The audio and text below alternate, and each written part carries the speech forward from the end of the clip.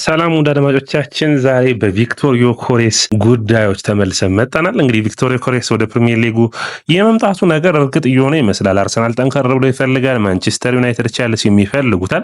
ነገር ግን የዚህ ተጫዋች ሁሌም እንግዲህ ስለ አንድ ተጫዋች ምርጥ ብቃት ስናወራ ጥሩ ብቃቱን ብቻ ነው የምናወራው። ስለዚህ ዛሬ በሚገባ ደካማ ጎኑን እናያለን። ዮኬሬስ ከሌሎች በምን ይሻላል፣ በምንስ ደካማ ጎን ነው ብለን የምናየው ይሆናል። ከዛ ውጭ እንግዲህ ከቤንጃሚን ሴስኮን ጋር እናወዳድረዋለን። የዚህ የሚመጣው ክረምት እንግዲህ ተጠባቂ የሚያደርገው ኦልሞስት ወደ 4 ቡድኖች አጥቂ ይፈልጋሉ። አንደኛው ሊቨርፑል ነው፣ አርሰናል፣ ማንቸስተር ዩናይትድ፣ ቼልሲ። እነዚህ ሁሉ ቡድኖች አጥቂ በዝውውር መስኮቱ ላይ ለማስፈረም ወደ ዝውውር ይወጣሉ። ስለዚህ ብዙ አጥቂዎች የሚጠበቅ ነው የሚሆነው። ዛሬ ስለ ቪክቶር ዮኬሬስ እናወራለን። ቪክቶር ዮኬሬስ በኮንቨርት ሲቲ በ97 ጨዋታዎች 40 ጎሎች እና 17 አሲስቶች የነበሩት፣ ፖርቹጋል ሊግ ሄዶ ደግሞ በ92 ጨዋታዎች 85 ጎሎች እና 26 አሲስት ማስቆጠር የቻለ ታጋይ የሆነ ተጫዋች እንደሆነ ቁጥሮቹ ይናገሩናል። በጣም ጠንካራ ተጫዋች ነው። ጠንካራ ፍላጎት ያለው ሃሪኬንን የሚመስሉ ባህሪያቶች አሉት። ነገር ግን ሃሪኬን በሊንክ አፕ ፕሌይና በፈረስተቹ በኩል የተሻለ ያደርገዋል። አርሰናል ጠንከር ብሎ የዚህን ተጫዋች ለማስፈረም እየገፋ ይገኛል። 60 ሚሊዮን ፓውንዱን ለመክፈል ከስፖርቲንግ ሊዝበን ጋር ድርድሮችን የሚያደርጉ ይሆናል። ነገር ግን የአርሰናሉ ጉዳይም ጠንከር ያለ በአንድሬ በርታ መምጣት ምክንያት ፍላጎት አለ እንጂ የሚል ነው እንጂ ጠንከር ያለ አርሰናል ይገባል የሚል አይደለም። ስለዚህ ማንቸስተር ዩናይትድም ሊገባ ይችላል፣ ቸልሲም የመግባት እድል ሊኖረው ይችላል። ስለዚህ በአጠቃላይ ግን ይህንን ተጫዋች ብቃቱን እንየው እስቲ። ምን አይነት ጥሩ እንቅስቃሴዎች አሉት? ምንስ ደካማ ጎኖች አሉት? ለምን ቡድኖች አያስፈርሙትም? ለምንስ ቢያስፈርሙት ይጠቀማሉ የሚለው የምናወራ ነው የሚሆነው። ውድ አድማጮቻችን ይህ ያያ ስፖርት ነው። ላይክ፣ ሼር፣ ኮሜንት፣ ሰብስክራይብ ማድረጋችሁን አትርሱ። ሰብስክራይብ ስታደርጉን ብዙዎቹ ጋር እንድንደርስ ያግዘናል። ውድ አድማጮቻችን በዚሁ ተጨማሪ ሌላ መነሳት ያለበት ጉዳይ በክረምቱ የዝውውር መስኮት ብዙዎቹ ይፈልጉታል። አንዱ የሩበን አሞሪም ማንቸስተር ዩናይትድ ነው። አሞሪም ይህንን ተጫዋች መልሶ ማግኘት ይፈልጋል። ሌላኛው የሚሆነው እንግዲህ የአርነ ስሎቱ ሊቨርፑልም የዚህ ተጫዋች አድናቂ ናቸው። በተለይ በዋጋው ጉዳይ ደስተኞች ናቸው። ለማስፈረም ይሞክሩ ይሆን የሚጠበቅ ነው የሚሆነው። በአጠቃላይ በዝውውር መስኮቱ ላይ ስለዚህ ተጫዋች ጠንካራና ደካማ ብቃቱ እናወራል። እንግዲህ በአርሰናል በኩል ስታዩት አርሰናል በክረምቱ የዝውውር መስኮት ቤንጃሚን ሴስኮን ለማስፈረም ገፋ ብሎ ሞክሮ ነበር። አሌክሳንደር ኢዛክን ኒውካስትል ከመሄዱ በፊት ጥሩ ሙከራ አድርገው ለማስፈረም ሞክረው ነገር ግን ያልተሳካላቸው የነበረው ምክንያቱም ተጫዋቹ በፕሪሚየር ሊጉ ገና ራሱን ብቃቱን አያሳይም የሚል ጥርጣሬ ነበራቸው። ከዛ ውጭ ቤንጃሚን ሴስኮንም ባለፈው ክረምት ለማስፈረም ሞክረው ነበር። በቼልሲም ቤት እንደዚሁ ነው። እንግዲህ አምና ኦሲሜን ለማስፈረም ጥረቶችን አድርገዋል። አሁንም የኦሲሜን ፈላጊ ናቸው። ማንቸስተር ዩናይትድ በሆይላንድ እና በዘርክዚ ብቃት ደስተኞች አይደሉም። አሁንም አጥቂ ይፈልጋሉ። ሊቨርፑል ቤት ስትሄዱ የሁለቱ አጥቂዎች የጆታና የኑኔዝ ምርጥ ብቃት ላይ አይገኙም። ስለዚህ በአጠቃላይ እነዚህ ሁሉ ቡድኖች አጥቂ ይፈልጋሉና የሁሉም ምርጫ አሌክሳንደር ኢዛክ ቢሆን ደስ ይላቸዋል። በተለይ አርሰናልና ሊቨርፑል የዚህ ተጫዋች ፈላጊ ናቸው። ማይክል አርቴታ በተለይ ካያችሁ በፕሪሚየር ሊግ የተጫወቱ ተጫዋቾችን በጣም ነው የሚያደንቀው። ከፍተኛ ዋጋ ያወጣባቸውን እዩ። አርሰናል ከመጣ ጀምሮ አንደኛው የሚሆነው ዲክላን ራይስ ነው። ዌስትሃም ነው ያመጣው። ሃቨርትዝን ከቼልሲ፣ ቤን ዋይትን ከብራይተን። ስለዚህ የፕሪሚየር ሊጉን ቡድኖች ተጫዋቾችን ይመርጣል ማይክል አርቴታ በቀጥታ ወደ ቡድኑ የተሻለ ብቃታቸውን እንዲያሳዩ። ስለዚህ የሚጠበቅ ነው የሚሆነው። ነገር ግን በዓለም ላይ ያሉት ደግሞ ኤሊት አጥቂዎች ወይም ምርጥ አጥቂዎች የምንላቸው ውስን እንደሆኑ መረሳት የለበትም። ስለዚህ እነዚህን ውስን አጥቂዎች ነው ሁሉም ቡድኖች የሚሻሟቸው።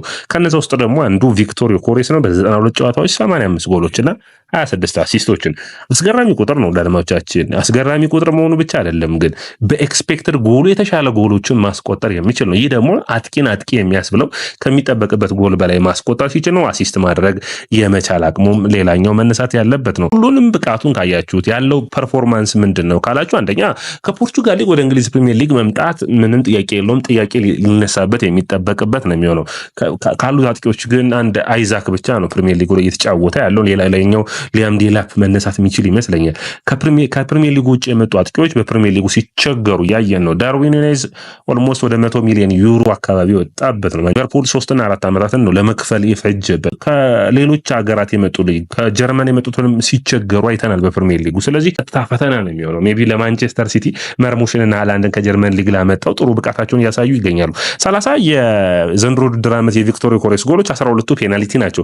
እንግዲህ አንዱ ትልቁ ጥያቄ የሚነሳበት የቪክቶር ዮኬሬስ ጉዳይ 12ቱ ፔናልቲ መሆኑ ነው። ከፔናልቲ በሚገባ ጎል ብቻ አይደለም፣ ነገር ግን ፔናልቲ ማስቆጠር አንድ የተለየ ብቃት ነው። እንግዲህ ፉትቦል ማናጀር በእያንዳንዱ ሊጎች ሰዎችን መደቡ የተጫዋቾችን አናሊሲስ ይሰራል፣ የድሪብል አቅም፣ እያንዳንዳቸውን ብቃቶች። ስለዚህ መጀመሪያ የምናነሳው 3 ደካማ ብቃቶቹን ከ3 ጥንካሬዎቹ ጋር እናነሳለን።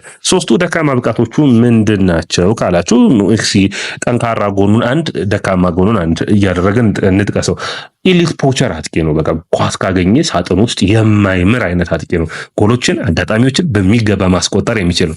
ነገር ግን ደግሞ ፈረስተቹ ላይ ችግር አለበት። ፈረስተች ሲባል ኳሱ መጦ ይርቅበታል ብዙ ጊዜና ሆልድ አፕ ፕሌዩ ላይ ትንሽ ደካማ ሊሆን ይችላል። ማሻሻል የሚችል ከሆነ ግን አንዱ ትልቁ ብቃቱ ነው። ሁለተኛው የሜንታሊቲ ሁኔታ ነው። እንግዲህ ብዙ ተጫዋቾች የሚጎላቸው የሚሆነው ይህ ነው።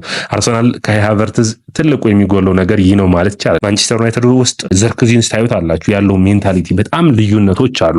ቸልሲ ውስጥ ጃክሰንን፣ ጆታን ሊቨርፑል ቤት ማየት ትችላላችሁ። እነዚህ አጥቂዎች የሌላቸው ፖቸር የሆነ ጎሎችን ማስቆጠር የሚፈልግ የክርስቲያኖ ሮናልዶን አይነት አድናቂም ነውና በጣም የተለየ ፍላጎት አለው። ነገር ግን በፕሪሚየር ሊጉ ሲመጣ በምን አይነት ሁኔታ ይቸገራል ብለን በሁለተኛ እንደ ችግር የሚናነሳው ወደ ፕሪሚየር ሊጉ ሲመጣ ምን ያጋጥመዋል?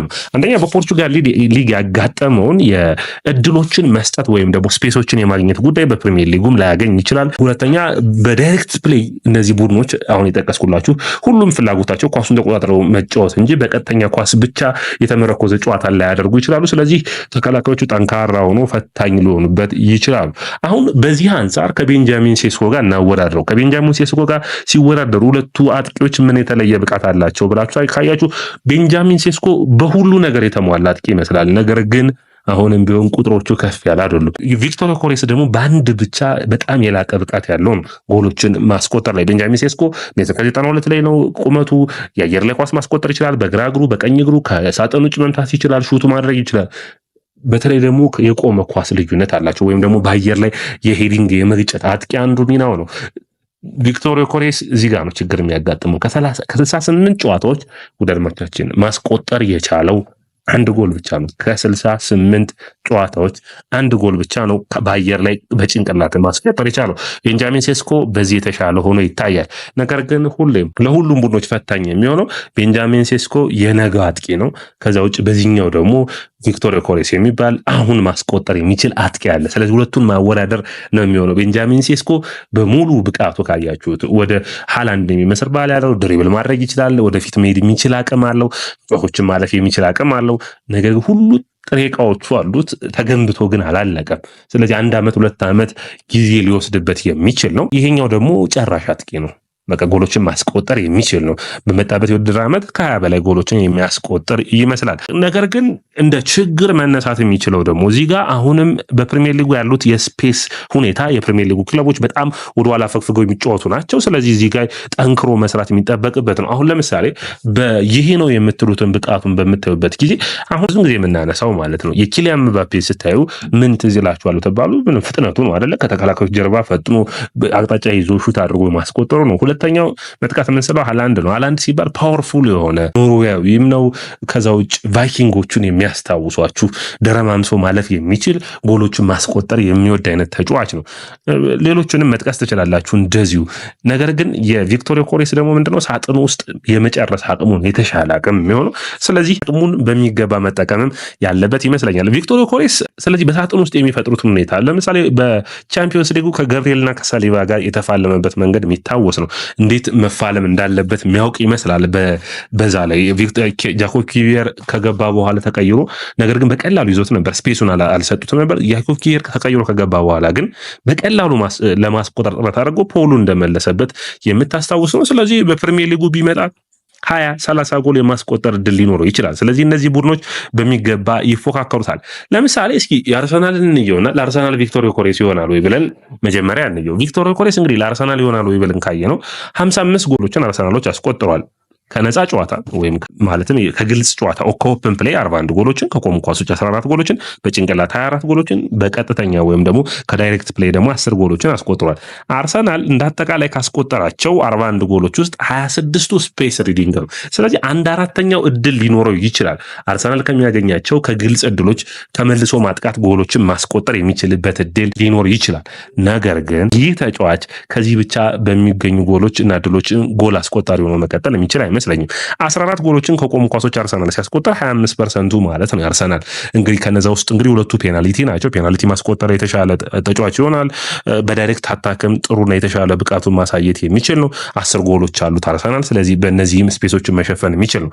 ወደ ቸልሲም ብትሄዱ ከሚፎካከረው እንግዲህ ጥሩ ብቃት ካለው በጨዋታው ረገድ ማለት ነው የተሻለ ሊንክ አፕ ፕሌይ የሚያደርገው ሆልድ ማድረግ የሚችለው ተጫዋች ከሆነው ኒኮላስ ጃክሰን ጋር ነው። ማንቸስተር ዩናይትድ ቤት ከሄድን በቀጥታ የሚሰለፍ ይመስለኛል። የማንቸስተር ዩናይትድ ቤት እንኳን የሚቸገር አይመስለኝም። ምክንያቱም የተሻለ ዊንግ ባኮችን ካገኘ ማንቸስተር ዩናይትድ ላይ የተሻለ ብቃት ሊያሳይ ይችላል። በሊቨርፑል በኩል በጣም ለዳይሬክት ፕሌይ የተጋለጠ ቡድኑ በጣም በመልሶ ማጥቃት የሚጫወት ቡድን ነው። እድሎችን ይፈጥራል። ስለዚህ እነዛን ስፔሶች መጠቀም የሚችል ነው። ነገር ግን አርሰናል አሁንም ከዚህ ተጫዋች የተሻለ እድሎችን የማግኘት አቅም እንዳለው መታመን ያለበት። አርሰናል ፕረስ አድርጎ የመቀማት አቅሙም እንግዲህ የተሻለ ቡድን ነው። እነዛን እድሎች ሃቨርትዝ የሚቸገረባቸውን ኦዴጋርድ የሚቸገረባቸውን እድሎች ለቃቅሞ ማስቆጠር የሚችል ይመስለኛል። ስለዚህ በዛ የተሻለ ነው።